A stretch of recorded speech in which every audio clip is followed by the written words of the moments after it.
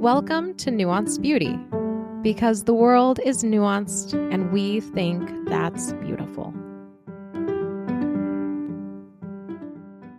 Hi guys, welcome back to Nuanced Beauty. Today is an interview with Bethany. I met Bethany at a BFF luncheon and I found out that she is a sales rep for Green Compass. If you've never heard of them, Green Compass is a wellness brand that specializes in producing organic hemp products to help our bodies heal from various ailments. It's a more holistic or traditional medicine approach to healing, but as you probably imagine, the pot plant has a fair share of haters and stigma around it. So with this episode, I am hoping that she can help us explore the nuance of CBD beyond maybe the gut reaction of marijuana is bad or illegal. With that, Bethany, welcome to the show. Hey, it's Bethany here. Thanks so much for having me. Yes. I'm excited to be here and talk to you about my favorite plants. Yes. Before we jump into CBD, would you mind telling us a little bit about yourself? Of course I can. I'm originally from Maine, so I'm a New England gal, and they're getting a ton of snow right now. Oh my gosh. Sorry. We settled down here after my last duty station in the military. I was a nurse in the military. We took a job down here with my husband and my two kiddos. Okay. I am now a nurse educator for a university, so I help nursing students who want to become nurses. Nice. I'm a holistic health coach, so I love all of the health and wellness sphere. Herbs, plants, gardening are my thing. I love to read. I always have a book going in my car on audio and on my nightstand. Same. And I took up weightlifting in my 40s, so that's my latest hobby. So now I'm on a supplement and nutrition kick at the same time. So happy to be here. Yeah. It makes a crazy plant lady happy to be able to talk about plants. Yeah. I appreciate it. Yeah. So when did you first learn about CBD products or what led you to explore them further? Well, I went to nursing school over 20 years ago in the 90s, Okay. and alternative medicine wasn't a really big thing, but my favorite class, I took a supplemental alternative medicine, and it was taught by a pharmacist who is actually an acupuncturist. Oh, And that's cool. It was. That's a great And combo. He taught us everything about homeopathy, homeopathic remedies, all the alternative treatments that you can do. And I still remember some of them to this day, like taking pulsatilla if you have a stuffy nose, or apis, which is a bee stinger, right, for sore throats. Okay. Weird things that you remember from back in the day. But CBD wasn't really popular. It wasn't really researched or come out yet. I didn't really get into it until about the 2000s. Okay. About the time of the pandemic, I was having my own medical complications and seeing a pain medicine specialist. He had just come back from a medical conference where he learned about CBD, and he recommended it for me. And that was kind of a time when we all became our own researchers and we're looking for things to keep ourselves and our families healthy anyway, because of everything that was going on with illness in the country. So naturally I started researching and getting into CBD for myself and my family to keep us well, and then went down this whole rabbit hole and started a business at the same time. Okay. A business separate from the CBD, or do you mean that's when you jumped into CBD this business? Gotcha. Yes. So why did you find yourself linking arms with Green Compass, or did you explore other businesses when you were like dabbling back around COVID days? Well, finding a high quality CBD that works for you is like dating. You got to try a bunch. You have to go through different bottles, different companies, different solutions to find what works. And there was this big wellness boom around that same time, and CBD just started popping up everywhere. You could get it at the grocery store, you could get it at the gas station, but Green Compass was the only one that really gave me the results I was looking for. And then when I looked looked at starting it as a business, it is not just a business, it's a farm. So if you're a plant lady like me that likes farming, likes to know where their food and their herbs and their nutrients come from, it did make sense for me to partner with a company that I could trace back where my CBD was coming from down to the soil and the plants local to North Carolina. Nice. Could you maybe give us a quick lesson about the hemp plant? I don't know how much you know, but like where does it grow well? How is it harvested? Are there different parts of the plant that are utilized or such? This is part of that nuanced stigma stuff that hemp is part of the cannabis sativa family. Okay. So it is part of the cannabis line, but it is grown from one female mother plant. So they pick this female mother plant and they clone babies. Okay. So do they basically graft branches off? They and grow then babies in a greenhouse. And right now we have greenhouses full of tons and tons, thousands and thousands of babies. And then after the last frost, after the fields are prepared, the soil is tested, the water is tested, because Green Compass grows their hemp organically. They transplant the plants. They grow all summer. One thing about hemp plants is that they can't be grown by machines. So that's another reason I like Green Compass and the farms, because the farmers have to hand touch and hand prune every plant on the farm. It can't be it's just a very grown. Delicate plant that just does not It can't be mechanically grown. Yeah. In mass production, it has to be hand pruned, hand grown by actual farmers. So it would be like trying to use like a combine machine on roses. You can't it's do just it, not going to happen. right? Okay. So then in the fall time, once the plants grow enough, they are cut, they are dried, and a high quality CBD comes from the blossoms of the hemp plant. So when we're talking about other companies and trying other companies, sometimes they use parts of the plants that aren't very healthy for you, but are more like a filler, the leaves, the stems, the different parts of the plants, which they call aerial parts. The healthiest part and the most medicinal part of the hemp plant comes from the blossom itself, the flower. So on Green Compass products, you'll see it marketed as hemp flower extract because it comes from the flower itself. Okay. So is that maybe like, from what you're saying, that's probably the highest concentration? That's the highest concentration. And if you're going to get a pure CBD, it comes from the hemp flower blossoms. It doesn't use the stems, the leaves, or the other parts. Okay. And then once the flowers are dried and extracted, it's brought to a lab. And then the lab extracts the CBD and puts it into different preparations. Interesting. So while I lived in the Northwest, we were there for about 8 years, and smoking weed is legalized and, for recreational use, I mean, not just medicinal use. And it's been legalized for years now. But while we lived there, I have always been either military or, working in service and transportation, which, it doesn't allow the use of any of these products because you would fail a drug test. So, for me, it's pretty much always been like nope, don't even care about it because I can't touch those products. Like, I'm not going to risk my license or anything. So I was wondering if we could chat maybe a little bit about, is CBD use legal, or where is it legal? And perhaps how does CBD use or edibles differ from smoking weed? Right. I think I have a really good perspective on this because I was drug tested my whole life. I played sports when I was in college, and I was subjected to random drug screenings to be NCAA.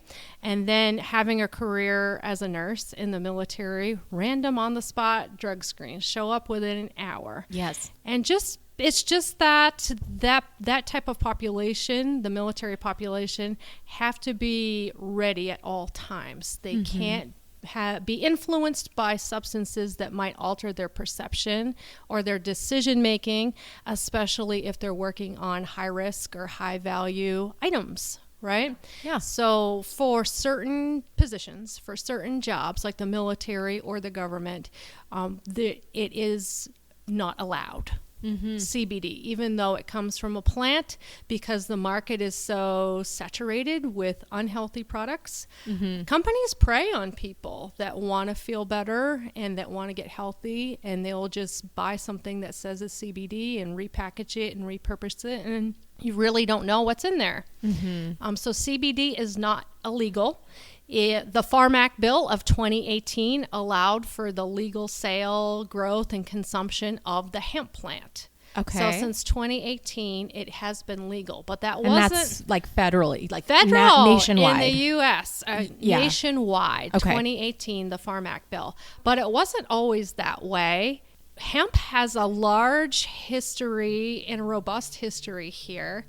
It was one of the crops that was essential to colonial lifestyle, even here in Florida. So it was a very essential crop for its fiber, for its food, for its fuel. So was the fiber like used to make like clothing? The or sails such? for all the ships were made from hemp. Oh, yeah. Okay. Okay. I gotcha. You know that, right? Yes. From maritime? Okay. The sails from all the ships were made from hemp. Uh-huh. The clothing was made from hemp. The rope was made from hemp. The fiber from the hemp was used as food. So hemp itself is high in omega-3, omega-6, and linoleic acids. So you may have seen hemp used. Hemp seeds. Hemp Yeah, those are seeds. popular. Hemp hearts are really good to put on food. Hemp oil is really good to use with cooking. So it has a strong history of use here. It's dating back to the colonial ages. Yeah. It was outlawed in about the 1930s. 1930s. The Okay, so prohibition almost. The Marijuana Tax Act. Okay. So anyone that grew or sold marijuana back then had to pay taxes to the government. Okay. And the hemp plant, because it's from the cannabis sativa line, the same family as marijuana, it got lumped in. Okay. So hemp was illegal this whole time from 1930s to 2018 because it was lumped in with marijuana. And you said, so in the 1930s, Marijuana Tax Act. So was it did it become like financially not feasible to harvest because it was such a high tax? Yes, and then there was also a big propaganda campaign. Okay. And that because around that same time, you saw some standardized medical schools. You saw the growth and the production of a lot of modern day pharmaceutical products. Yeah. And a lot of companies and corporations that were booming in that industry started taking over that. That's a good point. So it is a weird and just how I guess that kind of touches on a little bit. We'll get a little more into it, but the stigma, how did it begin? Like it didn't just start yesterday, right?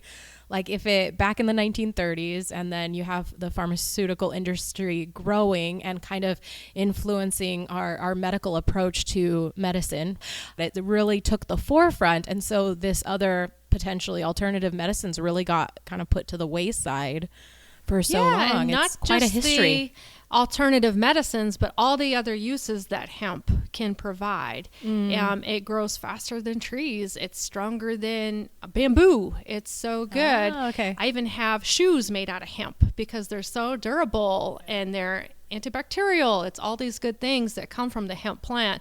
But because it was lumped in the same category as marijuana, and marijuana was, there was a big propaganda that was a drug, which, when it's used incorrectly, can have alternative side effects that are undesirable, right? Yeah. The cannabis line can be very beneficial for health and wellness for people. CBD is a different plant from marijuana. They're like cousins. Okay. CBD is grown to be very high in the medicinal benefits and very low in THC. Okay. Marijuana is grown to be very high in THC and has very low CBD. They're opposites, right? Okay. Okay. Now, not to say that THC is bad for you. THC in small quantities, I'm talking less than 1%. Okay. Can be very beneficial and activate receptors in your body. So there's nothing wrong with THC, and it's actually the THC that shows up on drug screenings. Yes, I was about to say that's the specific thing that is it will pop on a drug test, and that's what gets you in trouble, or you lose your license, or military, all the things. It's just like not worth being that and being under the influence because, like you mentioned earlier, the high risk environment that we're in, it's just different. But okay. Yeah, so if people want to feel healthy and get the benefits of the cannabis plant, but don't want to have the psychoactive effects of the high levels of THC, then a CBD product would be beneficial.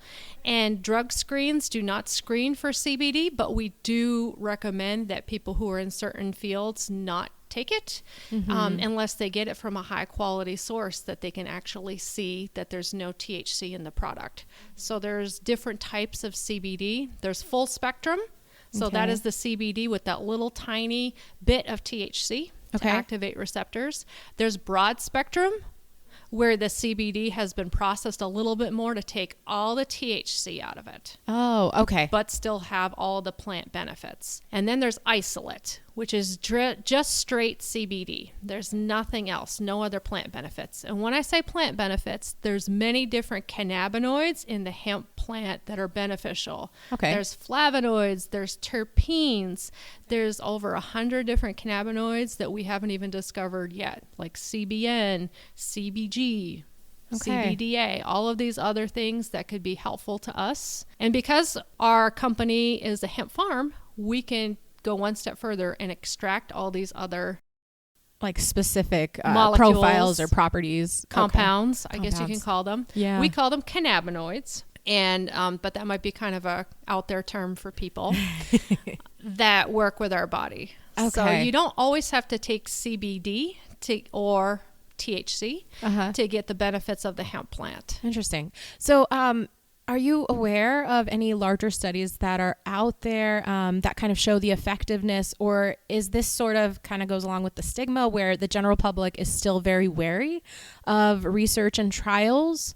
CBD was first discovered by an Israeli scientist in the 1960s. So research has been out there, but the most research came out in the 90s. Okay. And that was research on marijuana, research on the cannabis plant, and a system was discovered in our body called an endocannabinoid system.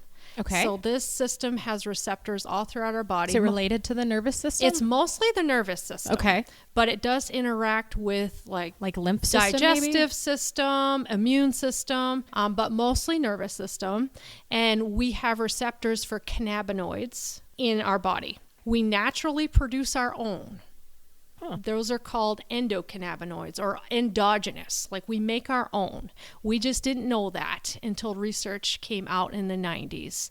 And mothers actually pass cannabinoids to their babies in breast milk. Oh. And we developed these receptors at about 14 weeks gestation, they say, in research. Was this like the research that you're referring to? Was it done stateside or was this mostly overseas and other countries? Was done during the war on drugs. Okay. When they were doing a lot of research on cannabis and marijuana and the effects. And that can go back to the stigma of it all. We're finding all of these healthy things that come out from cannabis at the same time we're researching it as a drug. Yeah. Right? And working for a university, I have the opportunity to get my hands on a lot of research. Yeah, without paying a lot to see it. Yeah. Now, it might be kind of far out there for the layperson. So a site that I like to put people onto is called Project CBD. Okay. It is a site that collects research and publishes it for people, anyone to go and look up. Okay. And you can look it up by topic. And it does talk about some of the benefits and the stigmas, but you can research it down by topic that you're looking for. Okay. And it is a reputable source because there is a lot of junk out there on the internet. It might be hard to weed through. Another research or very good source that I like to put people onto is on YouTube. There's a gentleman called Dr. Jack. He has his own YouTube channel and he is our chief medical officer for Green Compass. He is a board certified anesthesiologist and cool. pain management specialist. And he is the one that provides us at Green Compass with training. So you don't have to be a business partner with Green Compass to get your hands on the same training and expertise that we do. You can follow Dr. Jack's series on CBD and how it helps you in the body on YouTube. Okay. kind of along those lines, you're a sales rep and you've gone through training and everything. We had coffee before this, and you had kind of shared how you have to be cautious about how you speak about the use and make sure that you're properly marketing products without making medical claims. So could we maybe touch on that? Because I feel like that's probably a really hard part of being a sales rep, is you want to share with people the benefits while not getting in trouble because you're not trying to technically make a medical claim. Exactly. That's the hardest part for me. Being a nurse and in the medical field is not using too much medical jargon and not being able to answer people's questions directly. I cannot link any products specifically to any cures or any treatments. So I can't use words like this will heal, this will treat, this will cure, even though there is research that it helps with certain conditions. And even when I speak to people about my own condition and my own story of how CBD helped me, I can't say specifically what that condition is. Okay. So I will say I have a chronic neurological condition that I have used CBD for to help with my headaches and dizziness. And so I have to speak in very general terms. So for example, if someone is asking for help with sleep, I can't use the word insomnia. Oh, okay. I have to use things in general, like this will help improve your sleep quality and your overall sleep hygiene. So I have to be very careful because the market is very unregulated. Yeah. And if we make medical claims, it can harm the company and it can harm Lawsuits? my reputation as a distributor. Has the company had lawsuits? No, they haven't had lawsuits. And actually, our company is partnering with the Congress in a hemp roundtable. Okay. So our company goes to It's really Capitol at the Hill forefront of trying to make a... They help work on regulation around the hemp industry. So they bring their expertise as organic farmers and as business people with an ethical duty to be transparent about the hemp process and the benefits. And they've been working with Congress at a hemp roundtable on Capitol Hill to help produce more regulations because like I said, there's a lot of companies that prey on people who are sick or who are unwell. And there's even gross things out there like synthetic CBD that doesn't even come from a plant. Oh, okay. We've kind of chatted about the stigma and being in the field that you're in and this small business, you've probably chatted with a lot of folks. So I'm wondering if you could share, like, of all the folks you've chatted with, why do you think people hold a stigma? Or like, what have people kind of shared with you? Like when you're like, yeah, I sell Green Compass and it's, I'm the hemp lady. Why do you think there's a stigma? I believe there is a stigma because of that link to marijuana and the cannabis plant. And I'm here to help educate and break the stigma that all cannabis isn't bad for you. And it's really about the delivery system, like how you use it. So with CBD, we usually think of it as taking a tincture of an oil under your tongue or chewing something like a jelly or an edible, right? Okay. Which in general are healthy for you. Where marijuana is an unhealthier delivery system. You're smoking it or you're vaping it, and you really don't have control over the amount that you're taking into your body. There's no dropper, there's no label. You don't know how much, or what strain, or how much THC you're taking in. You're just taking a gamble whenever you smoke or you vape. So there is that stigma that people like me who help educate others or provide CBD to others like to get high, or we do drugs, or we're giving things that are illegal. And I remember when I first joined the company, I signed up for a vendor event at my local community about 3 weeks later. Okay. I was so excited to promote my business, and I brought a table and a tent, and I brought all of these samples, and they shoved me in a corner, like the farthest part of the place because there were children and families there, and so they just like, made this assumption like you're sketchy or something, that I had something that was illegal or unhealthy. And still to this day, if I go to certain events, I'll say, hey, have you ever tried CBD? Would you like to sample some? People say, oh, I don't do that. Or no, we don't do that. And they shoo their children away. Yeah. Where other people come right up. Oh, I've always wanted to try. Sure, I'll sample. Yeah. Can my child have a sample? Yeah. And so I believe there is less of a stigma. Weird things happen now. People believe that you are anti-medicine. Like you don't believe in you must totally traditional. oppose. Yeah. You can't have both. You can't have both, right? But I was trained in traditional medicine, but my background was mostly OBGYN. And we do a mix of that in OBGYN because in pregnancy, you can't take traditional medicines or treatments. So as nurses, we were always giving advice on alternative herbs, on alternative supplements, on positions, on treatments, on things that people could do during pregnancy. So that always came naturally for me. Yeah. But now people have a stigma that you're against traditional medicine or that you're crunchy or you're against vaccines or something. And there's nothing wrong with using a natural plant to help you heal and feel better.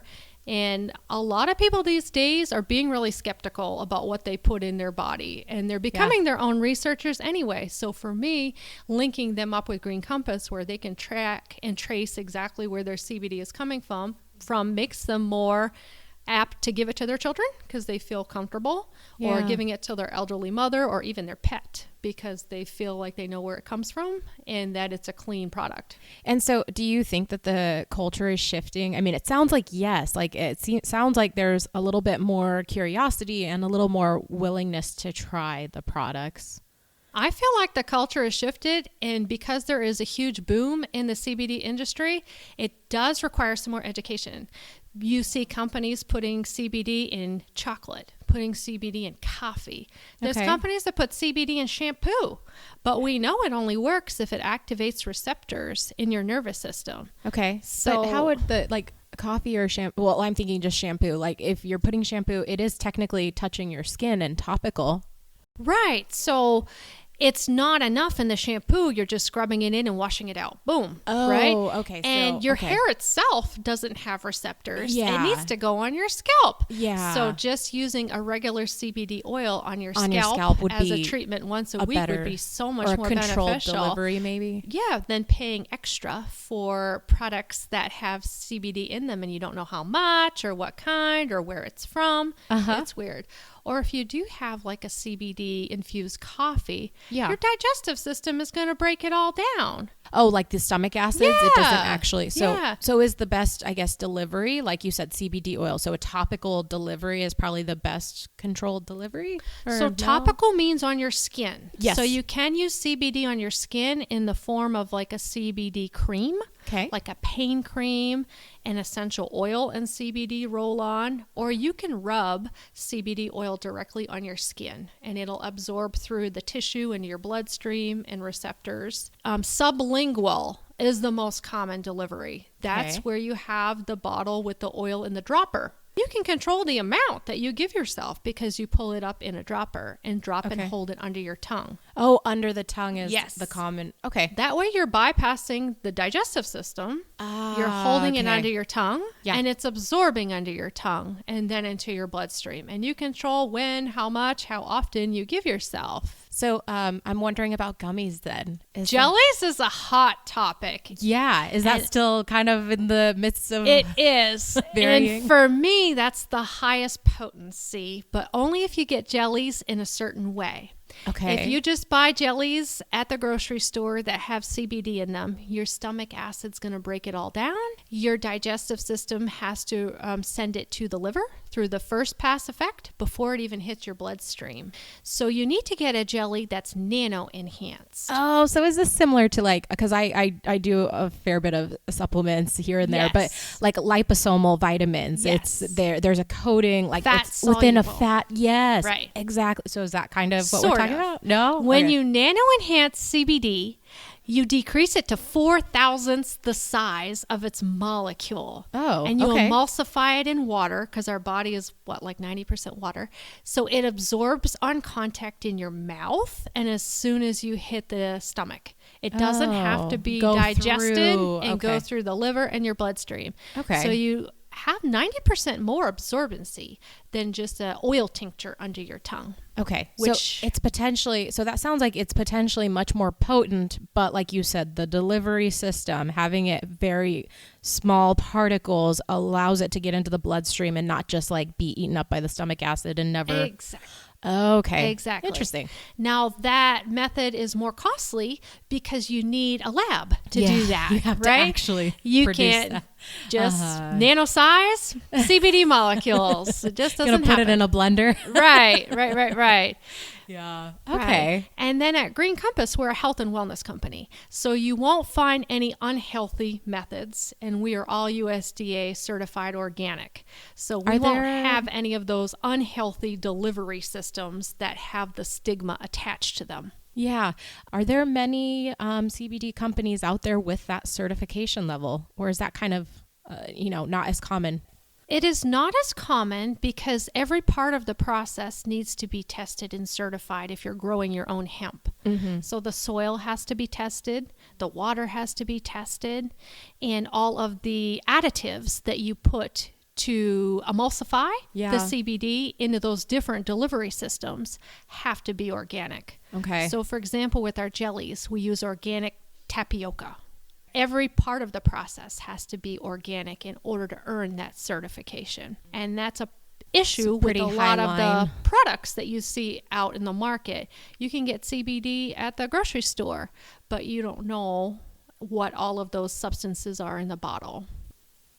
Well, okay, so we are kind of wrapping down there. Are there any other nuanced thoughts or misconceptions that you want to touch on before we wrap up?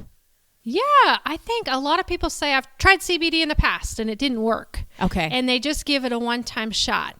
Well, like I said, not every CBD product is the same. Yeah. You might have to try something else. You might have to try a different delivery system. So maybe if you've tried the oil in the past, you want to try a jelly or you want to try a cream.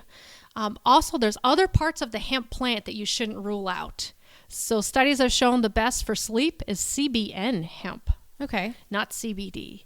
For mental health and not like nausea, CBDA, which is cannabidolic acid. So there's other parts of the hemp plant that you shouldn't write off. Yeah. And if you've tried CBD in the past and you were like, that doesn't work, it didn't work for me, doesn't mean you shouldn't give it a different shot or try something else. I'm also wondering, I guess with you saying that is, should you notice a difference pretty quickly? And what I'm thinking here is like I use collagen and mushroom powder in my morning coffee every day.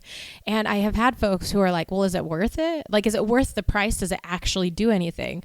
And what's hard when I get that question is I feel like we're looking for a quick fix and it needs to work by tomorrow.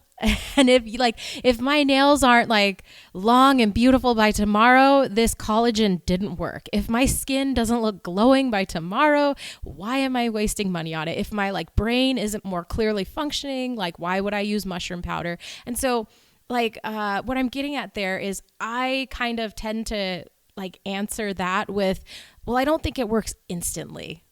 And I obviously, it depends on what we're talking about. I'm talking about collagen and mushroom powder, but with CBD or CBN, would you say that you should notice a difference pretty quickly? Or do you think for some, you should use it for some length of time before you'll notice a benefit? There are some CBD products that you'll notice immediate relief. Okay. If you put a CBD pain cream on an area that is giving you discomfort, immediate relief for hours on contact. It should be quick. If you take a CBD to help you fall asleep, you will feel relaxed and calm within 10 to 15 minutes. It's okay. The potency or something is right there. Okay. But with the long-term effects. So for helping with chronic things, some of these chronic things we've had for years, and the overuse of medications, toxins in our environment, and all the stressors, other variables unhealthy diet, lead to a lot of chronic inflammation. right?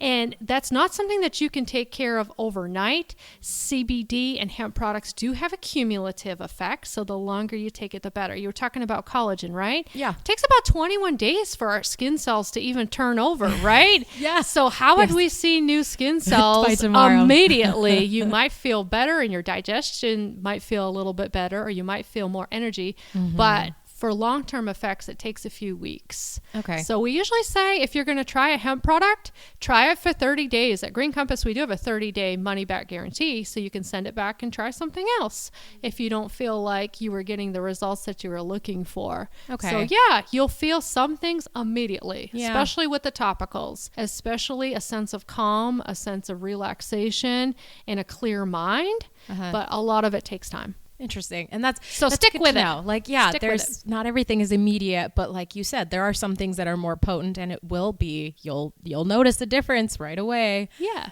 I think we've covered a lot of ground here. Too much usually, because I start going off on a lot of medical stuff. This has been great. No, I love all the conversation because, like I said, I have never paid attention to this topic, and not because I'm like, I actually don't hold a strong stigma toward it. It's just because of the jobs that I've held. It's just something that is not in my purview. So why waste the energy on learning anything? Right. So that said, I'm so thankful for the time to chat and just kind of get a little bit of 101 lesson on this topic. And before we wrap up, how can the listener reach out to you if they'd like to buy from Green Compass or learn further information? Yeah, I mean, you got it all today. Yeah. You got the 101 lesson, right, on growing hemp in the greenhouse. No, I'm just kidding. A little bit of history. Right, we got a right, good rounded right. approach. Right. The 1930s Marijuana Act. Yeah. So I can be reached on Facebook and Instagram. It's Bethany_L_Lieberman. Or in my group, it's called Wellness and the Buzz about CBD. Okay. Yes. Lovely. Well, thank you for being here today. My pleasure. It was great.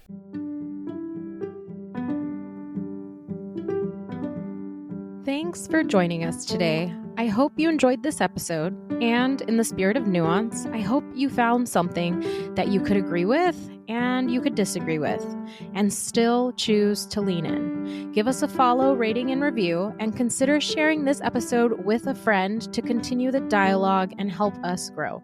Until next time.